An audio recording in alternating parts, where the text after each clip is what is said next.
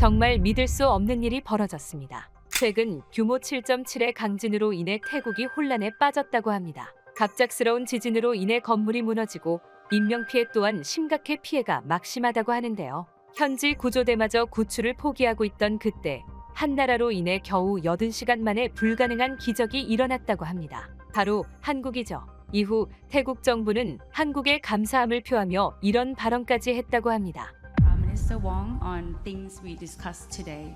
Apart from the MOU on 대체 무슨 일이 있었던 걸까요? 안녕하세요. 저는 프라윗이라고 합니다. 태국 국가재난구조대 소속 구조대장이죠. 평생 재난과 맞서 싸워왔던 저는 현장 경험은 풍부하다고 자부해왔죠. 하지만 이번 지진은 저에게도 처음 겪는 절망이었습니다. 그날은 평범한 아침이었습니다. 사무실에서 서류 작업을 하고 있었죠. 갑자기 전화벨이 울렸습니다. 규모 7.7 강진이 발생했다는 소식이었습니다. 처음엔 믿기지 않았어요. 태국에서 이런 규모의 지진은 상상도 못했기 때문입니다. 급히 현장에 도착했을 때 보이는 광경은 전쟁터 같았습니다. 높이 솟았던 건물은 무너져 내렸고 도로는 갈라졌으며 심지어 지역 병원까지 붕괴됐죠. 사람들은 공포에 질려 있었습니다. 아이들은 울고 어른들은 잔해 속에서 가족을 찾아 헤매고 있었어요. 저는 동료의 외침에 달려갔습니다. 무너진 건물 더미 속에서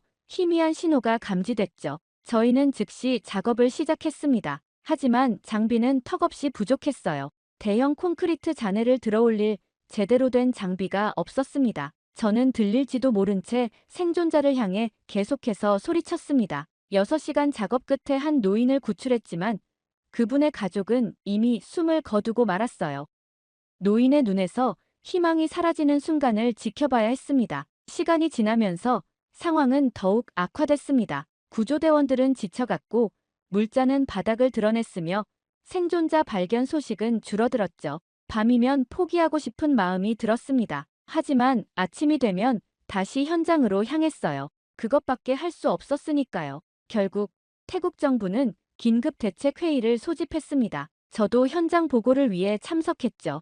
회의실 분위기는 무거웠어요. 사망자 수는 계속 늘어났고 구조 시스템은 마비 상태였습니다. 외교부 담당자가 각국에 지원 요청을 보냈으나 미국, 일본, 유럽 모두 검토 중이라는 보고만이 돌아왔죠. 그때였습니다. 한 공무원이 조심스럽게 손을 들었어요. 한국은 벌써 연락이 왔으며 즉시 투입 준비가 완료됐다는 소식이었습니다. 순간 숨막히는 침묵이 흘렀습니다. 재난청 고위 간부인 사군이 냉소적인 표정을 지었어요. 그 나라는 보여주기용 원조만 잘하고 제대로 된 구조는 무리라는 뉘앙스였습니다. 사군은 회의실을 둘러보며 비웃음을 감추지 않았습니다. 한국은 그저 드라마나 케이팝으로 유명할 뿐 실제 재난 구조 경험도 부족하고 태국과 문화적 차이가 너무 커서 현장에서 오히려 방해가 될 거라고 했어요. 심지어 그들이 가진 기술력이나 장비가 과대 포장된 것이라며 현실성 없는 기대는 하지 말자는 발언까지 이어졌습니다. 주변 간부들도 그의 의견에 동조하는 분위기였죠. 저는 그저 조용히 그 대화를 들었습니다. 한국이라 솔직히 특별한 감정은 없었어요. 그저 익숙하지 않은 나라일 뿐이었습니다. 드라마나 음악으로만 알고 있는 먼 나라였죠. 회의가 끝나고 현장으로 돌아가는 차 안에서 창밖을 바라봤습니다. 도로변에는 임시 텐트들이 줄지어 있었고 사람들은 먼 눈빛으로 앉아 있었어요. 그들 중 몇몇은 아직도 실종된 가족을 기다리고 있었습니다. 저녁이 되자 비가 내리기 시작했습니다. 이미 무너진 건물들의 빗물이 스며들면서 2차 붕괴 위험은 더욱 높아졌어요. 그날 밤 저는 천막 안에서 잠을 이루지 못했습니다. 비소리, 멀리서 들려오는 구급차 소리, 그리고 가끔씩 들려오는 누군가의 울음소리가 귓가를 맴돌았어요. 시간은 생명을 빼앗고 있었습니다. 72시간이 지나면 생존 확률은 급격히 떨어진다는 사실을 누구보다 잘 알고 있었죠. 제 손에서 빠져나가는 생명들을 생각하니 가슴이 무너져 내렸어요. 그날 밤 비가 그칠 즈음 무전기에서 소리가 들렸습니다. 내일 아침 한국 구조팀이 도착한다는 연락이었습니다. 저는 무전기를 내려놓고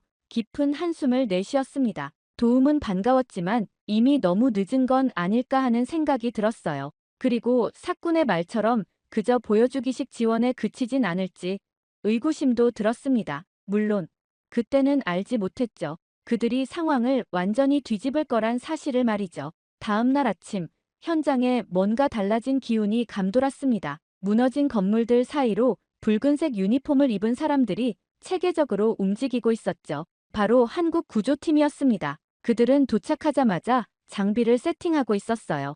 특이한 점은 그 침착함이었습니다. 소리 지르며 지시하는 사람도 없었고 혼란스러운 움직임도 없었죠. 마치 오랜 시간 함께 훈련한 사람들처럼 각자 맡은 일을 묵묵히 해나갔습니다. 가까이 다가가 살펴보니 그들의 장비가 눈에 들어왔어요. 우리가 가진 것보다 훨씬 정교했습니다. 특히 눈길을 끈 것은 전용 스캐너였죠. 잔해 속 미세한 움직임이나 열기를 감지하는 장비였습니다. 구조견도 있었어요. 잘 훈련된 모습이 인상적이었습니다. 통역은 최소한으로 이루어졌습니다. 그들 중 한 명이 태국어를 조금 할 줄 알았고 나머지는 손짓과 눈빛으로 의사소통했죠. 이상하게도 그 과정에서 혼란은 없었습니다. 한쪽에서는 사꾼이 팔짱을 끼고 그들을 지켜보고 있었어요.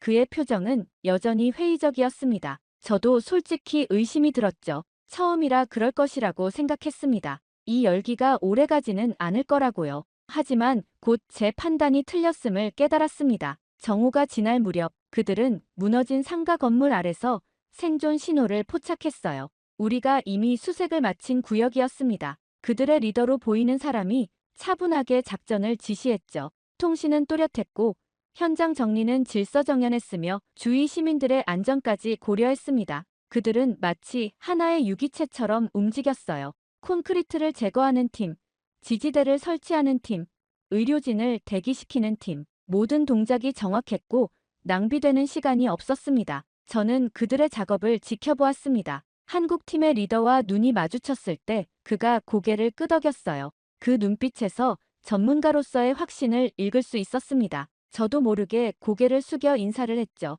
시간이 흘렀습니다. 해가 지고 어둠이 내렸지만 작업은 계속됐어요. 그들은 교대로 휴식을 취하며 24시간 구조 활동을 이어갔습니다. 밤새 불빛 아래서도 그 붉은 유니폼은 선명했죠. 그렇게 지진 발생 80시간째 기적이 일어났습니다. 한국팀이 잔해 사이로 통로를 만들었고 구조견이 특정 지점에서 반응을 보였어요. 구조대원 한 명이 좁은 틈으로 들어가 사라졌습니다. 주변이 조용해졌죠. 몇 분 후 그 구조대원의 목소리가 들렸습니다. 생존자를 발견했다는 신호였어요. 마침내 한 소녀가 구조대원의 품에 안겨 모습을 드러냈습니다. 순간 주변이 멈춘 듯 했어요. 그리고 울음이 터졌습니다. 박수가 터져나왔죠. 태국 사람들, 한국 구조대원들 모두가 환호했습니다. 저는 그 자리에 무릎을 꿇었어요. 감정이 북받쳐 올랐습니다. 80시간이 지났는데도 생존자가 나온 것이었죠. 평소 같으면 포기했을 시간입니다. 제 눈에서 눈물이 흘러내렸어요. 그때 깨달았습니다. 저 사람들은 그냥 일하러 온 게 아니었구나. 그들은 정말로 생명을 구하러 왔던 거였습니다. 멀리서 사꾼이 서 있는 모습이 보였어요. 그의 표정은 더 이상 냉소적이지 않았습니다. 그저 묵묵히 그 광경을 바라보고 있었죠. 소녀의 구조 사건 이후 현장의 분위기는 완전히 바뀌었습니다. 희망이라는 것이 다시 살아난 느낌이었어요. 한국 구조팀은 멈추지 않았습니다. 그들은 다른 지역으로 이동하며 계속해서 생존자를 찾아나갔죠. 다음 날 아침, 저는 한국팀의 작업 방식을 더 자세히 지켜보기로 했습니다. 그들의 리더인 김 대장과 함께 작전 회의에 참석했어요. 그는 태국어를 조금 할 줄 알았고 영어로도 소통이 가능했습니다. 그가 보여준 태국에 대한 존중과 이해심이 인상적이었죠. 한국팀은 위성 사진과 건물 구조도를 분석하여 생존자가 있을 만한 지점을 정확히 파악했습니다. 그들이 사용하는 장비는 우리가 가진 것보다 훨씬 정교했어요. 특히 생체 신호 탐지기는 콘크리트 잔해 속 미세한 심장 박동까지 감지할 수 있었습니다. 또 하나 놀라웠던 점은 그들의 자기 관리였어요.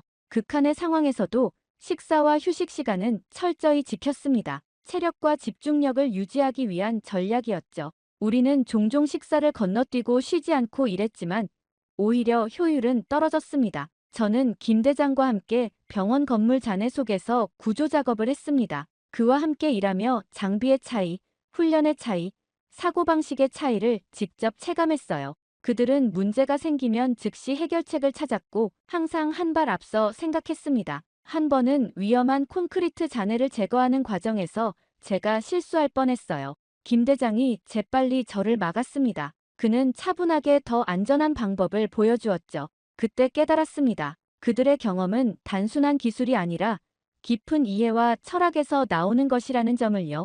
한국팀은 현장 곳곳에서 놀라운 성과를 보여주었습니다. 그들은 매몰자들을 구조했고 임시 통신망을 설치했으며 응급치료소까지 세웠어요. 의식보다 실천, 보여주기보다 조용한 실력이 그들의 특징이었습니다. 현지 주민들의 반응도 달라졌어요. 처음에는 낯선 외국인들을 경계하던 주민들이 이제는 그들을 환영했습니다. 한국팀은 구조활동뿐만 아니라 식량과 물, 의약품 배분에도 참여했죠. 그들은 현지 문화와 관습을 존중하며 도움을 주었습니다. 특히 인상적이었던 것은 그들의 끈기였어요. 다른 나라 팀들이 포기한 장소에서도 한국팀은 끝까지 수색을 이어갔습니다. 그 결과 기적처럼 생존자들이 추가로 발견되었죠. 사군의 태도도 변했습니다. 처음에는 한국팀을 폄하하더니 이제는 말이 없어졌어요. 그는 뒤에서 조용히 그들을 지켜보았습니다. 한 번은 그가 중얼거리는 소리가 들렸습니다.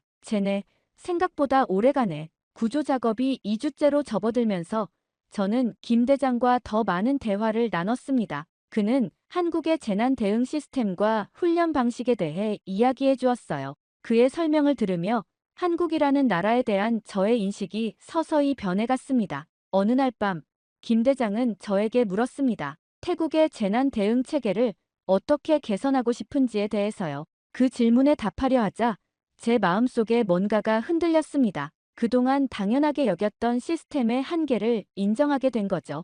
변화가 필요했습니다. 얼마 뒤 태국 정부의 공식 발표가 있었습니다. 한국과의 재난 대응 협력을 강화하고 방제 시스템 교류를 추진한다는 내용이었어요. 대표단이 곧 한국을 방문하게 될 것이며 저는 현장 실무자로서 동행하게 되었습니다. 솔직히 말하면 처음엔 망설였습니다. 현장을 떠나는 것이 내키지 않았어요. 아직 복구해야 할 것들이 산더미처럼 남아있었죠. 하지만 김 대장은 이렇게 말했습니다. 지금 배우는 것이 앞으로 더 많은 생명을 구할 수 있는 길이라고요. 그 말에 마음이 움직였어요. 출국 전날 사군이 찾아왔습니다. 그의 표정은 제가 처음 봤을 때와는 완전히 달랐어요. 그는 더 이상 오만하거나 냉소적이지 않았습니다. 대신 진지한 눈빛으로 부탁했죠. 한국의 재난 대응 시스템을 자세히 살펴봐 달라고요. 특히 그들의 훈련 방식과 장비 관리에 대해서요. 비행기를 타고 한국으로 향하는 동안 창밖 구름을 바라보며 생각에 잠겼습니다. 불과 한 달 전만 해도 한국이라는 나라는 저에게 그저 멀리 있는, 잘 모르는 나라였어요. 드라마와 음악으로만 알던 나라였죠. 그런데 이제는 제 인생의 방향을 바꿀지도 모르는 곳이 되어 있었습니다. 인천공항에 도착했을 때 첫인상은 정돈이었습니다. 모든 것이 체계적이고 효율적으로 움직이는 느낌이었어요. 공항에서부터 서울로 이동하는 길까지 모든 시스템이 완벽하게 맞물려 돌아가는 것 같았습니다. 서울역 앞에 도착했을 때 저는 말을 잃었어요. 수많은 사람들이 오가는데도 혼잡함이 느껴지지 않았습니다. 질서정연한 거리와 차분한 시민들, 누구도 소리 지르거나 서두르지 않았지만 모두가 정확히 자신의 위치로 움직이고 있었죠. 한국 소방청 관계자가 저희를 맞이했습니다. 그는 김 대장의 동료였어요. 저희 대표단을 위한 일정이 이미 세세하게 계획되어 있었습니다. 첫날은 서울 시내의 재난대응센터를 방문하는 일정이었죠. 재난대응센터에 들어서자 놀라움의 연속이었습니다. 최신 기술로 무장한 상황실, 24시간 가동되는 모니터링 시스템, 그리고 모든 상황에 대비한 매뉴얼까지. 그곳은 마치 미래에서 본 영화의 한 장면 같았어요. 더 놀라웠던 것은 그들의 훈련 방식이었습니다. 실제 상황과 거의 동일한 환경에서 반복적으로 훈련했고 모든 훈련 과정은 기록되고 분석되었죠. 실수는 비난의 대상이 아니라 개선의 기회로 여겨졌어요. 저녁 식사 자리에서 한국 소방청장은 이런 말을 했습니다. 한국의 재난 대응 시스템이 발전한 이유는 과거의 실패 때문이라고요. 그들은 과거의 아픈 경험을 교훈 삼아 끊임없이 시스템을 개선해왔다는 것이었습니다. 호텔로 돌아와 창밖의 서울 야경을 바라보며 생각했습니다. 이 나라는 정말 다르구나.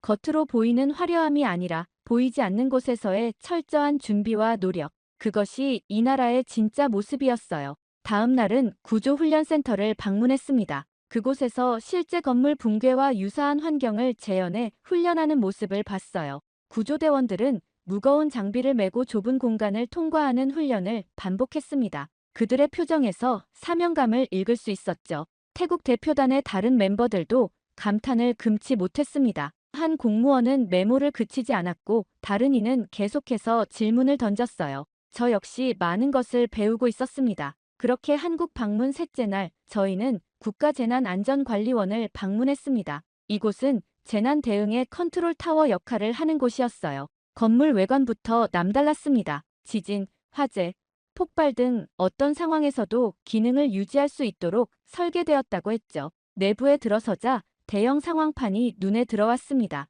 전국의 재난 상황이 실시간으로 모니터링되고 있었어요. 담당자는 이 시스템을 통해 태풍, 홍수, 지진 등 자연재해뿐만 아니라 화재, 붕괴 사고까지 24시간 감시한다고 설명했습니다. 놀라웠던 것은 예방에 들이는 노력이었어요. 재난이 발생하기 전에 미리 대비하는 문화가 깊이 자리 잡고 있었습니다. 도시 계획 단계에서부터 재난 예방이 고려되고 건물 설계에도 안전이 최우선시 되었죠. 이것은 단순한 시스템이 아닙니다. 안내하던 직원의 말이 기억에 남았어요. 국민 전체가 참여하는 생활 문화입니다. 오후에는 서울 도심의 지하철역을 방문했습니다. 그곳에서 화재 대피 훈련이 진행 중이었어요. 일반 시민들도 참여하고 있었습니다. 아이들부터 노인까지 모두가 자신의 역할을 알고 침착하게 훈련에 임하는 모습이 인상적이었죠. 특히 눈에 띈 것은 노인들의 참여였습니다. 태국에서는 재난 교육이 주로 젊은 세대에게 집중되어 있었어요. 하지만 여기서는 노인들도 적극적으로 훈련에 참여하고 있었습니다. 한 할머니는 자신의 동네 방제 리더라며 자랑스럽게 말씀하셨죠. 다음 날, 저희는 경기도의 한 학교를 방문했습니다. 그곳에서 학생들의 대피 훈련을 참관했어요. 아이들은 놀이처럼 즐겁게 참여하면서도 재난 상황에서의 행동 요령을 정확히 숙지하고 있었습니다. 교사들은 이런 훈련이 정기적으로 이루어진다고 했죠. 오후에는 시골 마을로 이동했습니다. 도시와 달리 첨단 장비는 없었지만 마을 회관에는 재난 대비 물품이 체계적으로 구비되어 있었어요. 마을 주민들은 정기적으로 모여 재난 상황을 대비한 훈련을 한다고 했습니다. 마을 이장은 이렇게 말했습니다. 우리 마을은 작지만 재난이 발생하면 서로 도울 준비가 되어 있습니다. 저는 이 말에 깊은 인상을 받았어요. 첨단 장비나 시스템도 중요하지만 결국 사람들의 준비된 마음과 행동이 가장 중요하다는 것을 깨달았습니다. 다섯째 날, 저희는 재난 시뮬레이션 훈련장을 방문했습니다. 이곳에서는 다양한 재난 상황을 실제와 유사하게 재현해 훈련했어요. 저도 직접 참여해 보았습니다. 연기가 가득한 공간에서 시야 확보가 어려운 상황, 좁은 틈을 통과해야 하는 상황 등 실제 구조 현장과 매우 흡사했죠. 훈련 후 한국 구조대원들과 대화를 나눴습니다. 그들은 이런 훈련을 일상적으로 받는다고 했어요. 힘들고 고된 과정이지만 실제 상황에서 생명을 구하기 위해 필요한 일이라고 말했습니다. 저는 점점 더 깊은 감동을 느꼈어요. 도시 전체가 사고가 나기 전에 대비하는 문화로 움직이고 있음을 실감했습니다. 이것은 단지 장비의 차이가 아니었어요. 국민 전체가 움직이는 시스템이었습니다. 호텔로 돌아오는 길에 창밖을 바라보았습니다. 평범해 보이는 거리였지만 이제는 다르게 보였어요. 도로 위의 표지판, 건물의 비상구, 곳곳에 설치된 소화기, 모든 것이 만일의 사태를 대비한 준비였습니다. 그날 밤, 저는 태국에 있는 동료들에게 메시지를 보냈습니다. 이곳의 모든 것은 준비되어 있다. 우리도 배워야 할 점이 많다. 한국 방문 여섯째 날, 저희는 특별한 곳을 방문했습니다. 한국중앙119 구조본부였어요. 이곳은 한국 최고의 구조대원들이 모여 있는 곳이었습니다. 태국에서 온 저희를 위해 특별훈련 시연을 준비해 주었죠. 구조본부는 최첨단 장비들로 가득했습니다. 드론, 인명탐지기, 특수절단 장비 등 태국에서는 보기 힘든 장비들이 즐비했어요. 하지만 한 구조대원의 말이 제 생각을 완전히 바꿔놓았습니다. 이 모든 장비들은 도구일 뿐입니다. 가장 중요한 것은 사람을 구하겠다는 마음이죠.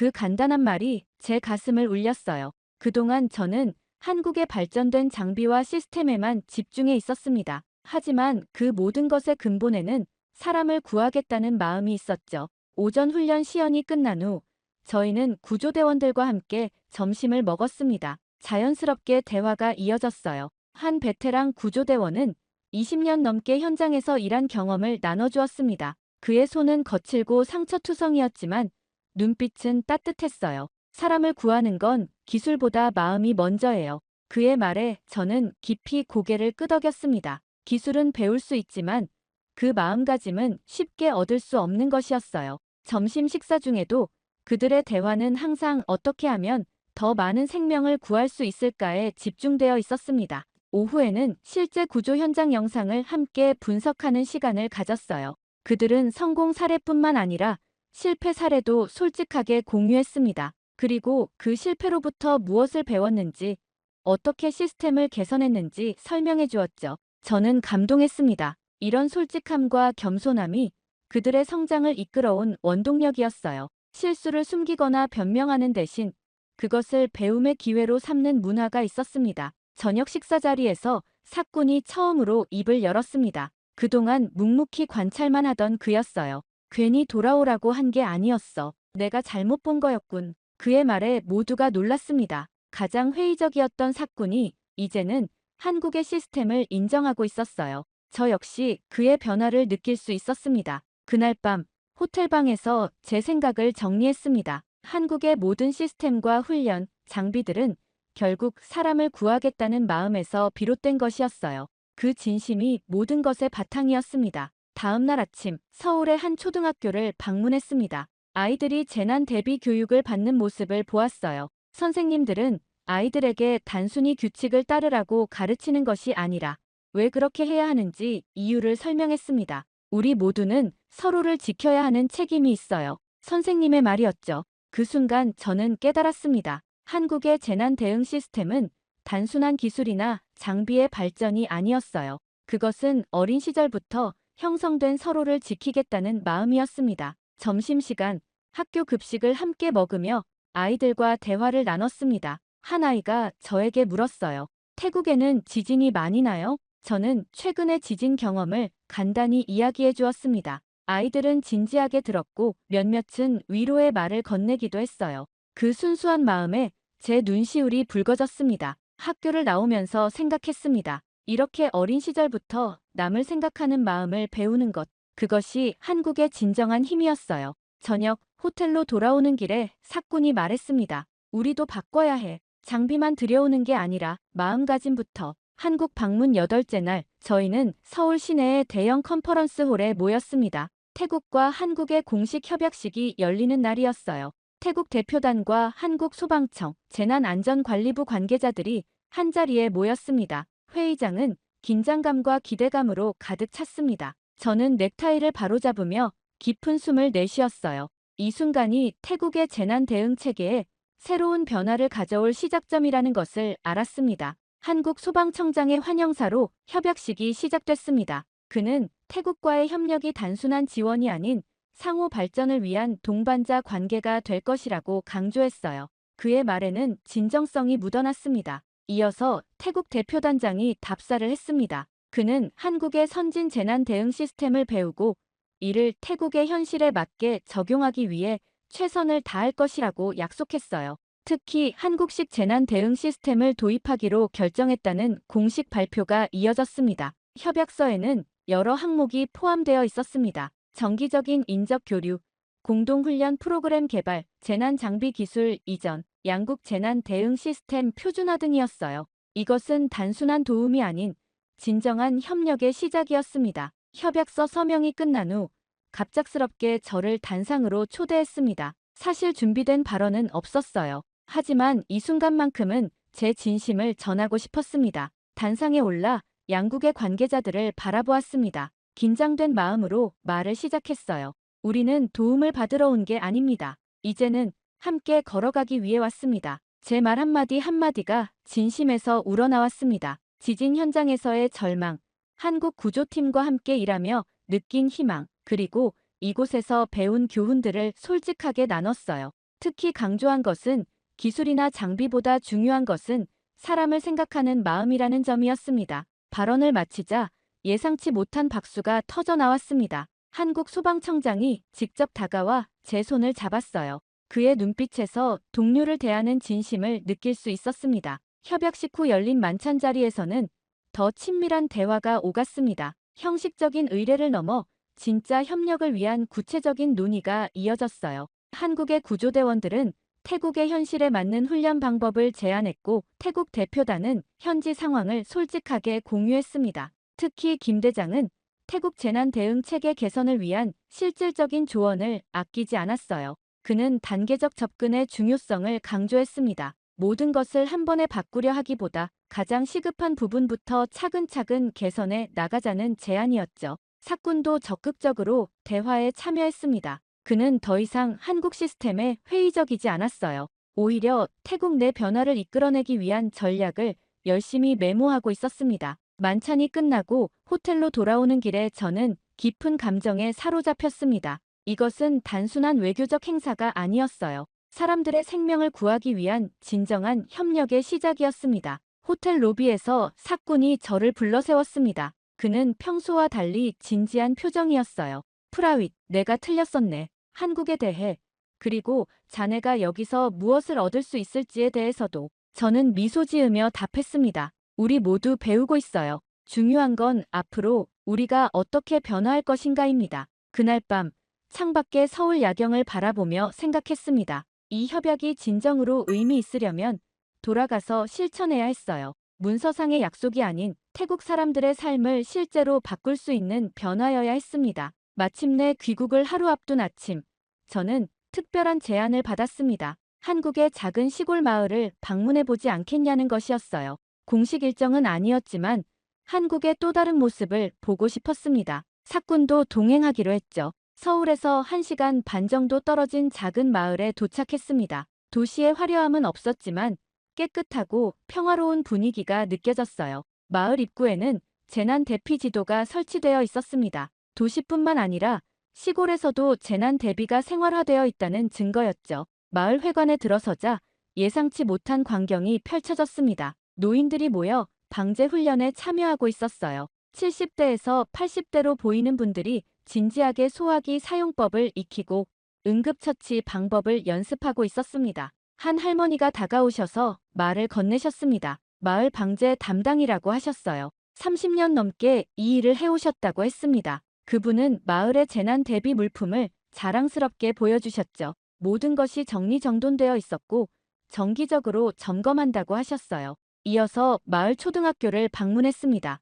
아이들이 재난 대비 가방을 정리하고 있었어요. 식수, 비상식량, 구급약품, 손전 등등 필요한 물품들을 체계적으로 챙기고 있었습니다. 아이들의 표정은 진지했지만 두려움은 없었어요. 그들에게 이것은 일상적인 교육의 일부였습니다. 학교 교장 선생님은 이렇게 설명했습니다. 아이들이 안전의식을 어릴 때부터 자연스럽게 익히는 것이 중요하다고요. 단순히 지시에 따르는 것이 아니라 상황을 판단하고 스스로 결정할 수 있는 능력을 키우는 것이 목표라고 했습니다. 마을을 거닐며 저는 고개를 떨군 채 혼잣말을 했습니다. 강한 나라는 위기 속에서 만들어지는 게 아니야. 평소에 사람을 먼저 생각하는 나라. 그게 진짜 강한 나라였어. 점심으로 마을 식당에서 한국 음식을 먹었습니다. 식사를 마친 후 마을 이장님과 대화를 나눴어요. 그분은 재난 대비의 중요성에 대해 이야기하셨습니다. 특히 인상 깊었던 것은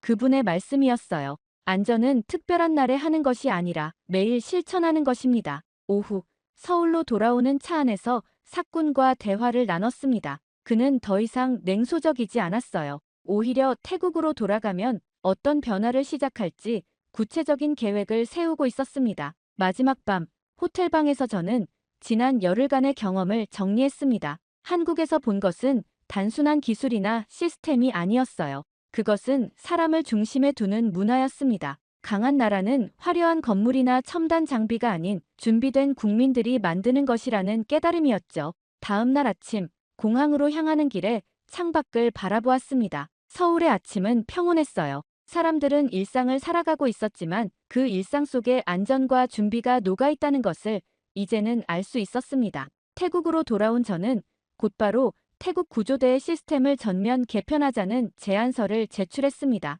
한국에서의 경험을 바탕으로 우리에게 가장 필요한 변화가 무엇인지 명확히 알 수 있었어요. 가장 먼저 시작한 것은 구조대원 훈련 방식의 변화였습니다. 장비 사용법만 가르치는 것이 아니라 왜 그렇게 해야 하는지, 어떤 마음가짐으로 접근해야 하는지를 강조했어요. 김 대장의 말이 항상 귓가에 맴돌았습니다. 사람을 구하는 건 기술보다 마음이 먼저예요. 변화는 천천히 시작되었습니다. 처음에는 저항도 있었지만 점차 모두가 그 필요성을 인식하기 시작했어요. 특히 현장에서의 실질적인 개선이 눈에 보이자 더 많은 사람들이 동참했습니다. 가끔 한국 방문을 떠올릴 때면 그 작은 시골 마을의 풍경이 먼저 떠오릅니다. 노인들이 방제 훈련에 참여하고 아이들이 구호 가방을 정리하던 모습, 그것이 진정한 강한 나라의 모습이었어요. 이제 저는 알고 있습니다. 무엇이 진짜 준비된 나라인지, 그리고 우리도 그런 나라가 될 수 있다는 것을요.